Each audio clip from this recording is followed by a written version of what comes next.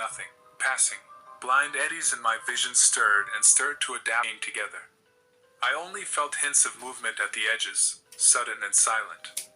Then, slowly, imperceptibly at first, I started to feel a presence standing in front of my eyes that I couldn't see, cloaked in a darkness eyes would never adjust to.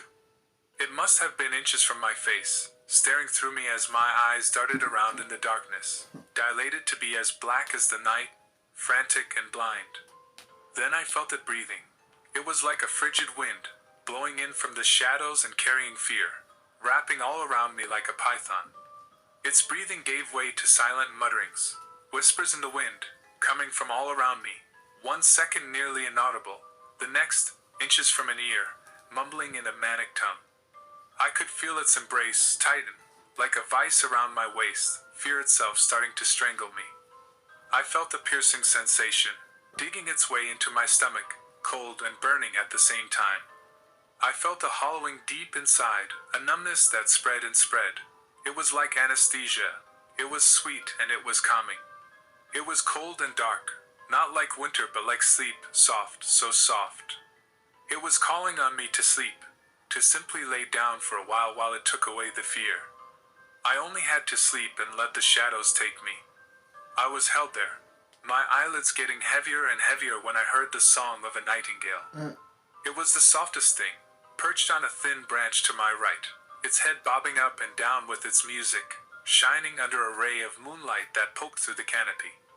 It turned to look back at me with a quizzical look, head tilted to the side with what looked like wonder on its tiny face, seeming to be asking me a question. Beep, beep, boop? It took to air with a bounce, rising through the moonlight, a strafe to the left and then to the right, chirping with the rhythm of its beating wings. Between the sway of the branches, beauty of the world. The bird drifted off into the skies, as soft as the wind. The darkness was gone when I looked back down, the forest pierced by pale rays that shone upon the creek's surface. I followed them back to the campsite, and to the sound of a crackling fire. I came and sat on a log across the fire pit from my father, facing the treeling.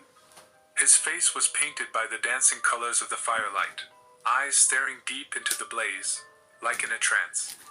I looked over his shoulder and into the forest. That same ancient evil was lingering, looking over our campsite. It seemed to pull at something inside my stomach. It ached dully as a string seemed to pull at something deep within me.